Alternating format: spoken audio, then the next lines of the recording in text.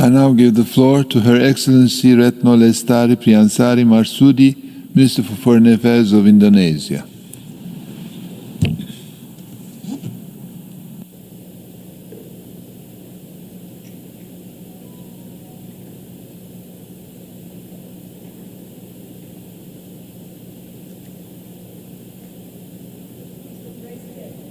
Mr. Secretary General,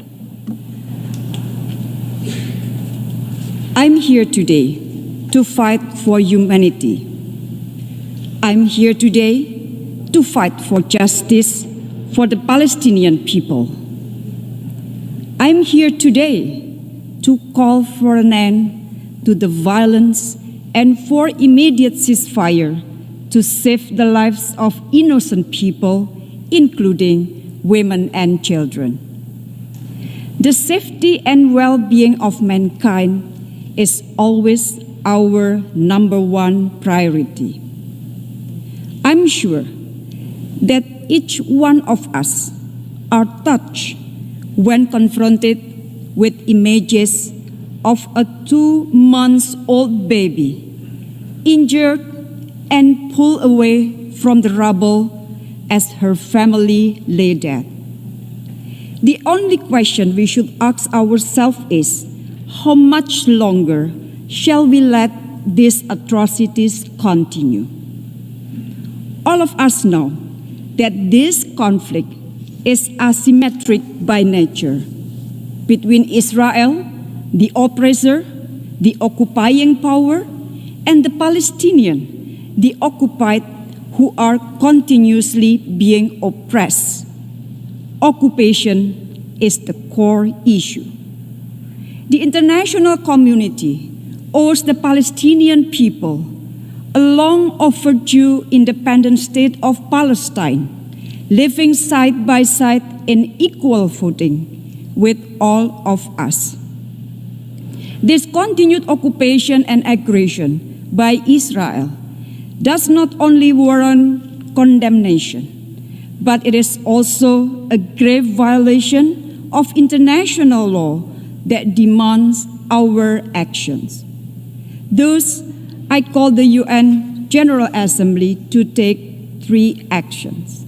First, stop the violence and military action to prevent further casualties.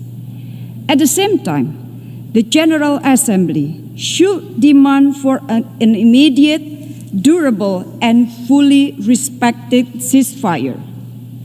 All avenues must be exhausted to de-escalate the situation urgently, as we also support continued and relentless effort by the Secretary General. Furthermore, we must be able to prevent future recurrence of the atrocities. In this regard, the General Assembly should call for the establishment of an international presence in Al-Quds to monitor and to ensure the safety of the Palestinian people in the occupied territories and to protect the status of Al-Haram Al-Sharif compound, the holy place for 3 religions. Second, to ensure humanitarian access and protection of civilians. Our ultimate responsibility is to save lives. And every minute we spend here deliberating could mean another Palestinian life lost. I call the General Assembly, together with UN agencies and other actors, to step up efforts in providing humanitarian assistance to the affected Palestinian people. It must urge Israel to open and allow access for the delivery of humanitarian aid, including to Gaza, which has been under siege for more than 13 years. Third, pursue a credible multilateral negotiation.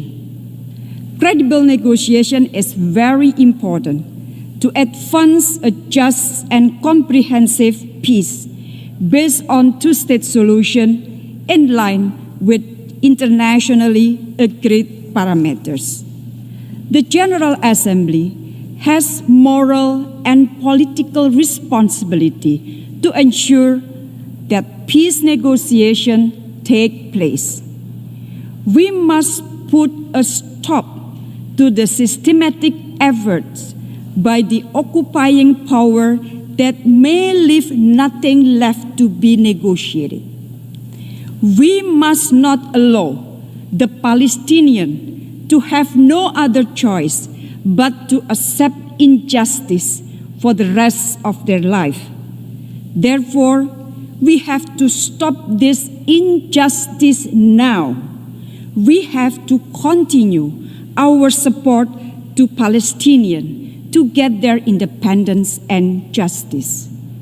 Mr. President, in recent days, during the COVID-19 pandemic, we witnessed the erosion of trust in multilateral institutions. Today, we hold this meeting with one main purpose: to ensure that justice prevails for the Palestinians. This meeting will be seen as a litmus test for multilateralism.